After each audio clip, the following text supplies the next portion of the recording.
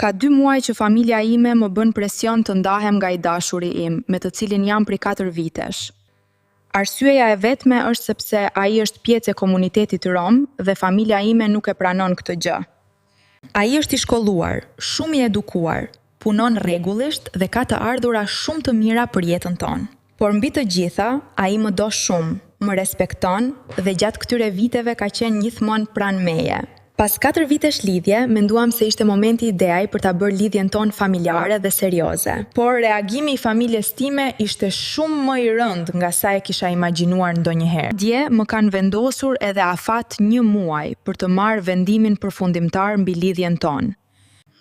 Përveç kësaj, ata vazhdirimt e shajnë dhe e ofendojnë. Kjo situatë më ka lodhur shumë emocionalisht, sepse ndihem mes 2 anëve që i dua shumë. Nga njëra anë është partneri im që më ka dhënë dashuri, respekt dhe siguri për 4 vite me radhë. Nga ana tjetër janë prindrit e mi që kanë bërë shumë sakrifica për të më rritur dhe edukuar. Ndonjëherë ndihem sikur po i zhgënjej ata vetëm sepse po zgjedh njeriun që dua për jetën time. Por në të njëjtën kohë më duket shumë e padrejtë të humbas njeriun që dua vetëm për shkak të paragjykimeve, sepse ai kurrë nuk më ka trajtuar keq dhe nuk më ka dhënë asnjë arsye për ta lënë. Ai më ka respektuar gjithmonë mua dhe familjen time, edhe pse nuk është pranuar prej tyre.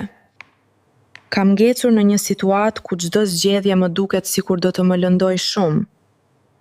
Kam frikë se nëse ndahem prej tij, do të pendohem gjithë jetën për këtë vendim.